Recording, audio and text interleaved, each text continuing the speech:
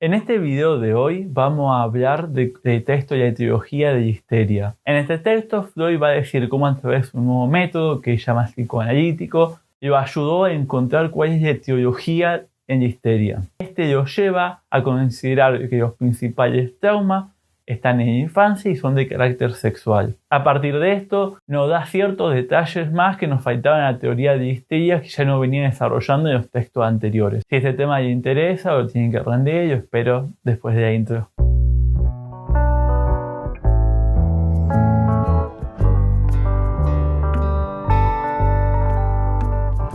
Freud nos va a empezar diciendo que aceptó el factor sexual como general en todos los síntomas histéricos. Esto lo pudo lograr gracias a su nuevo método psicoanalítico. ¿De qué trata este nuevo método? Él nos cuenta que empezó a interrogar los síntomas histéricos para, a través de esos síntomas histéricos, poder encontrar cuál es el trauma que lo generó. Él nos dice que una vez ese trauma salga a la luz, el síntoma histérico se desvanece. Para explicarnos cómo es este trabajo que tiene que hacer el médico para poder interrogar estos síntomas, nos dice que el médico es como el explorador de ruinas. Entonces este explorador, al llegar a esas ruinas, tiene dos formas de proceder. Una es tomar datos de todo lo que ve y seguir su camino. Este método nosotros lo podemos llamar como nosográfico, que es tomar los datos evidentes que uno ve a simple vista. El segundo método es escarbar, interrogar y preguntarse cuál fue la historia y cuál fue la construcción de todas esas ruinas. Este trabajo sería el trabajo del médico con los síntomas histéricos. Entonces hay que ver cuáles son los fragmentos del pasado que constituyen los síntomas histéricos actuales. Uno, al poder escarbar y encontrar cuáles son esos fragmentos de historias que pertenecen a estos síntomas, es que estos síntomas llegan a desaparecer. Entonces, todo síntoma histérico está precedido por traumas. De estos traumas nos dice que no tienen una causa lineal. Y esto nos quiere decir que de un síntoma histérico pueden partir muchas líneas y nos compara la relación entre todos los traumas que pueden llegar a constituir ese síntoma histérico como si fuese un árbol genealógico, a donde el síntoma histérico estaría en el presente y todas las ramificaciones del árbol genealógico constituirían todos los fragmentos de historias que tiene ese trauma que hay que revelar. Entonces acá Freud se encontró con un problema. ¿Hasta dónde de historia del paciente hay que revelar para poder eliminar ese síntoma histérico? Él nos dice, para encontrar el trauma principal, este trauma tiene que poseer dos condiciones. Una es la fuerza traumática y la segunda es adecuación traumática. ¿Qué quiere decir esto? Vamos a pensar que el síntoma histérico es vomitar. Entonces, si nosotros interrogamos esos síntomas y llegamos a que el trauma que genera eso es que en la adolescencia mordió una fruta donde había un bicho adentro, nosotros podemos decir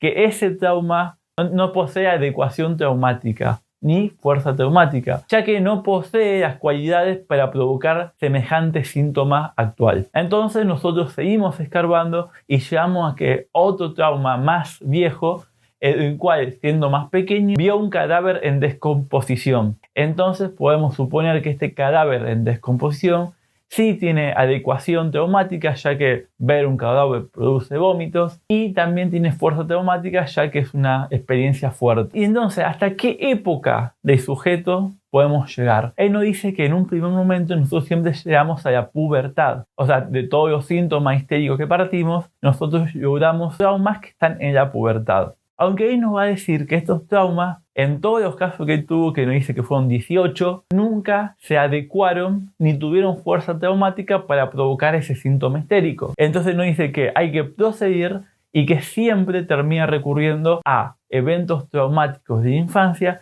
y estos siempre se relacionan con eventos sexuales. En este texto ya generaliza la hipótesis de factor sexual perteneciente a todos los traumas de histeria. Ahora va a pasar a desarrollarnos cuál es la teoría de desarrollo del síntoma histérico. Él nos va a decir que en la infancia siempre tiene que pasar algo de carácter sexual. Esto consiste en la estimulación de los genitales. Fíjense que hasta este momento Freud está hablando como que efectivamente tiene que haber una estimulación, algún roce, alguien que lo toque, o puede ser violaciones o cualquier otra cosa horrible que se le pueda ocurrir con respecto a lo sexual. Todavía no entró en el concepto de fantasías. Entonces, él nos va a decir que en ese momento no produce una explosión de síntoma histérico, ya que el yo todavía no desarrolló su moral y su ética.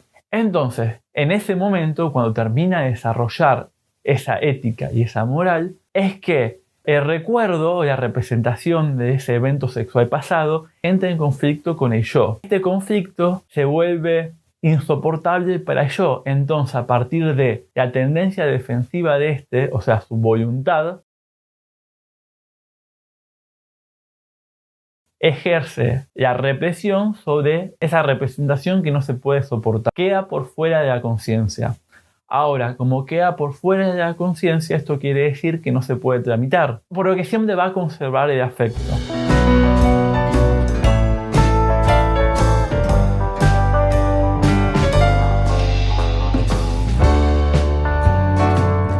Entonces, al unirse ese recuerdo sexual infantil con la representación, cae en la represión y ejerce el afecto negativo mediante otros caminos. Entonces, y esto vaya decía Freud, que los síntomas histéricos están sobredeterminados. Esta sobredeterminación quiere decir que depende tanto de que existe un recuerdo sexual infantil, o sea, factores de infancia, como factores actuales. En tanto, en la actualidad tiene que haber un desarrollo moral y ético de yo. Entonces hay muchas determinaciones que tienen que suceder para que aparezca un síntoma histérico. Por eso él habla de sobredeterminación. Y por último, él no va a terminar de diferenciar qué es lo que produce una histeria y qué es lo que nos produce una obsesión.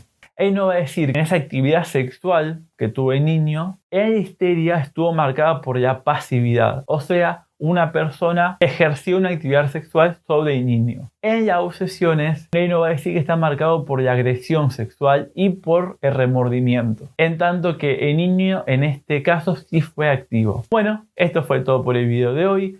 En este texto Freud desarrolla y profundiza su teoría sobre los síntomas y los traumas en la histeria. Podemos entender un poco más el tema de la reminiscencia, de cómo los traumas viejos actúan en el presente, en tanto estos, el recuerdo sexual infantil, y esta cae en la represión ya que las tendencias defensivas del yo la reprimen. Esto quiere decir que quedan por fuera de la conciencia, y estando fuera de la conciencia de un carácter de atemporalidad, pueden ejercer poder sobre el cuerpo, que nosotros seamos conscientes de esto. Si les gustó el video, no se olviden darle un me gusta, comentar o suscribirse, y nos estamos viendo en mis otros videos.